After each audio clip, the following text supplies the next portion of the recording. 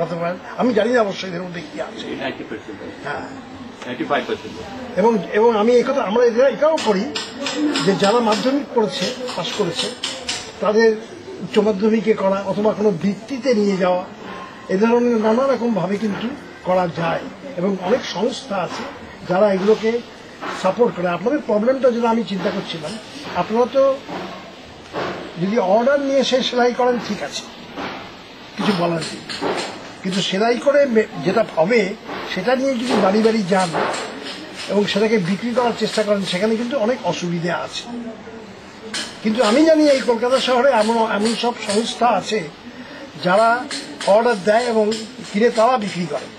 এরকম যদি আপনারা করতে পারেন তাহলে কিন্তু এদের উপরে ভারটা লাঘব হবে, বুঝেছেন? এবং অনেক ফর্মুলা আছে, সেগুলো পরে কথা বলবো হয়তো। কিন্তু ঠিক শুধু একটা জিনিস, একটা সুইং নিয়ে একটা চর্চা করে কতটা এগুলো যাবে আমার কোনো অভিজ্ঞতা নেই, বুঝলেন? আপনারা এখান থেকে কত দূরে থাকেন? হ্যাঁ, মানে হাঁটা পথে, সব হাঁটা পথে। এরকম আরো কত মা আছেন আমার এখানে? অনেকের নাম দেওয়ার ইচ্ছা ছিল, এখনো বলছে যে আমরা নিলে ভালো হয়। অ্যাকচুয়ালি কি টেক্সটাইল ইন্ডাস্ট্রি খুব লেবার ইন্টেন্সিভ আর এক্সপোর্ট মার্কেটও আছে, মানে যদি সেই যোগাযোগটা করতে হবে। হ্যাঁ, সেইটা মানে কিন্তু অন্য ইন্ডাস্ট্রির তুলনায় এটা ওই অ্যাডভান্টেজটা আছে আমাদের আর কি, যে labour intensive, highly labour intensive. সেই যোগাযোগ যদি করতে পারে, যেরকম আমি একটা জানি, শাসা বলে একটা অর্গানাইজেশন আছে আমাদের সঙ্গে কাজ করে, তারা এই অ্যাপারেল করে কিনা আমি জানি না, জামা কাপড় করে কিনা জানি না, কিন্তু তারা মশলা তৈরি করে বিদেশে এক্সপোর্ট করে। তারাই শিখিয়ে দেয় কি করে তার তো কোয়ালিটির মানটা রাখতে হবে, তারা শিখিয়ে দেয়। সেই রকম আমার এই উষাগ্রামে বাটিকের খুব কাজ হয় এবং একটা বিখ্যাত জায়গা, ওখানকার প্রোডাক্ট, বাটিকের প্রোডাক্ট খুব বিখ্যাত এবং সেটা বাইরে বিদেশে যায়। জুট তৈরি, কাঠের তৈরি ব্যাগ ইত্যাদি আমাদের ইউরোপের লোকরা খুব পছন্দ করে, কারণ আমাদের এই যেটা আপনি বললেন যে পরিবেশ দূষণ তো অন্যান্য জিনিস দিয়ে হয়, কিন্তু জুট ভালো জিনিস, জুটে ওরা ইউরোপের লোকরা জুটের ব্যাগ, জুটের যে কোনো জিনিস ওরা কিন্তু পছন্দ করে এবং সেটা ওরা কেনে। তো এইভাবে কিন্তু কিছু আয় ইনকাম হয়। আমি যেটা বলবো, আমার দুটো জিনিস আমার বলার আছে। একটা হচ্ছে যারা অর্গানাইজ করছেন, যারা এটাকে অর্গানাইজ করেন, যে উনি চ্যালেঞ্জের কথা বলেছেন, তার থেকেও বড় জিনিস হলো নিঃস্বার্থভাবে করা। এই নিঃস্বার্থতা কিন্তু আমাদের দেশ থেকে উঠে যাচ্ছে। আমি যেখানে থাকি সেখানে উচ্চ মধ্যবিত্ত লোকরা থাকে এবং আমি আজকে প্রায় 15 বছর ধরে আমি এই গ্রামে যাই। আমি বাসে করে, ট্রেনে করে, লোকাল ট্রেনে করে, আমি কখনো গাড়ি করে যাইনি। এরা আমাকে নিয়ে গেছিলেন, কারণ আমার কিন্তু বয়স হয়ে গেছে, বেশি বয়স হয়ে গেছে। কিন্তু আমি কিন্তু সবসময় চেষ্টা করেছি যেখানে যাব তাদের উপর আর্থিক কোনো চাপ না পড়ে। আমি লোকাল ট্রেনে গিয়ে ওখান থেকে ভ্যান রিক্সা এরকমভাবে আমি কিন্তু গিয়েছি বিভিন্ন কারণে। আপনি তো মন্ত্রী অবস্থাগুলো ট্রেনে গেছেন। আমি মন্ত্রী অবস্থাও গিয়েছি ঠিকই। তো জিনিসটা হচ্ছে কি জানেন, জিনিসটা হচ্ছে যে আপনাকে নিঃস্বার্থ হতে হবে। আপনি সত্যিই কাজ করতে চান, এদের মধ্যে কাজ করতে চান, তাহলে যারা কাজ করবেন তারা কিন্তু নিজে আমি ইনকাম করব, নিজের পয়সা রোজগার করব, সেখান থেকে সরে এসে আপনাকে কিন্তু নিঃস্বার্থ হতে হবে। এটা এই মন্ত্রটা যদি না থাকে তাহলে কিন্তু কাজ না করে কোনো লাভ হয় না। এটা আপনাদের জন্য না, এদের জন্য। আর আপনাদের কি, আপনাদের হচ্ছে সব থেকে বড় শক্তি।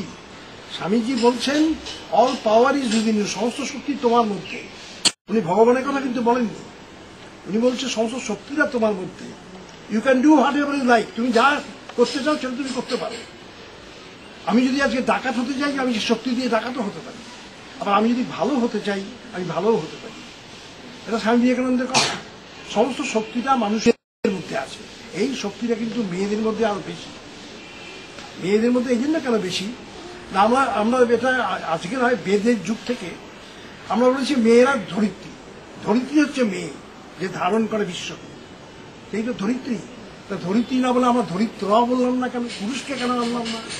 কারণ তখনই ওরা জানেন যে মেয়েদের মধ্যে কতগুলো শক্তি আছে, সেই শক্তি যদি না জেগে ওঠে, সমাজ জেগে ওঠে না। আমি আপনাদের কাছে, আমি আপনারা মহিলা বলে আমি বলছি না, এটা আমি বিশ্বাস করি বলি, এবং আমি কাজ করতে গিয়েও দেখেছি যে মহিলারা যদি ঠিক মতন কাজ করে নিজেদের পায়ের উপর দাঁড়ায়, তাহলে সন্তানরা সেই রকম হবে এবং সন্তানরা আবার আরেকটা জেনারেশন, তাও বাবা মা হবে। এইভাবে কিন্তু সমাজটা এগিয়ে চলে। আমরা থমকে গেছি। আমাদের কি হচ্ছে, জিনিসপত্রের দাম বাড়ছে একদিকে উড়ুল করে, আমাদের কিছু করার নেই, চুপচাপ বসে আছি।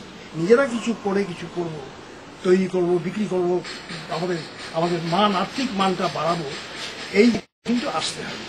সেজন্য আমি আপনাদের বলবো যে কখনো কিন্তু নিজেকে ছোট ভাববেন না।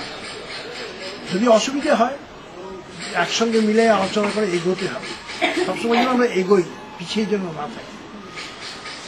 এটা কিন্তু যদি আপনারা ভাবতে পারেন, এই জিনিসটা আপনাদের করার কথা, আর এদের করার কথা হচ্ছে নিঃস্বার্থভাবে করতে হবে। নিঃস্বার্থ ছাড়া কিন্তু হয় না। স্বার্থ প্রবেশ করলেই কিন্তু কাজটা নষ্ট হয়ে যায়।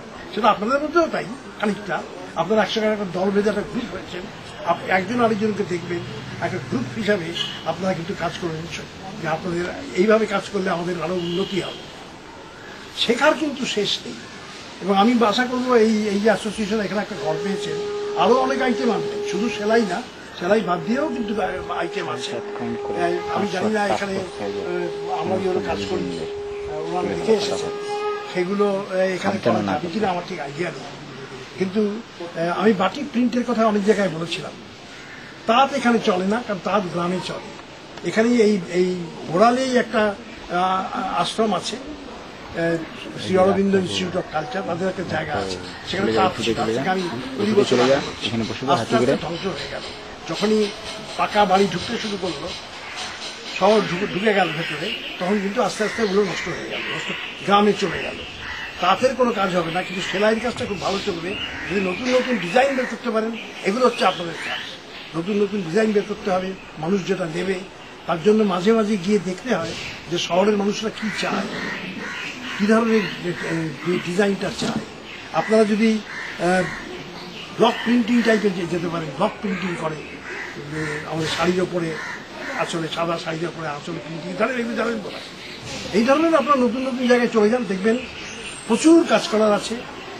কিন্তু শুরু করার আগেই আমাকে ওই মার্কেটিংটাকে দিতে হবে, তাহলে কিন্তু সমস্যাটা বিফল হয়। হঠাৎ চাইছি যে আমি সবই করলাম, বিক্রি হলো না। আমি এরকম একটা ইনস্ট্যান্স দিই, সেখানেও কানাডা আসছে। সেটা হচ্ছে আমাদের পশ্চিমবঙ্গে খুব ভালো ব্রাশের কাজ হয়, এটাকে বলে ডোকরা, এগুলো বাইরে এক্সপোর্ট হয়। তো এই নিয়ে আমি যখন ওখানে গিয়েছিলাম আমার মেয়ের কাছে, তা আলোচনা হয়েছিল। একটা আমেরিকা কানাডার সঙ্গে একটা সংস্থা হয়েছে, যারা এখান থেকে জিনিসগুলো নিয়ে ওখানে বিক্রি করে। আমাদের অসুবিধা কি? অসুবিধা হচ্ছে মাঝখানে মিডল ম্যান,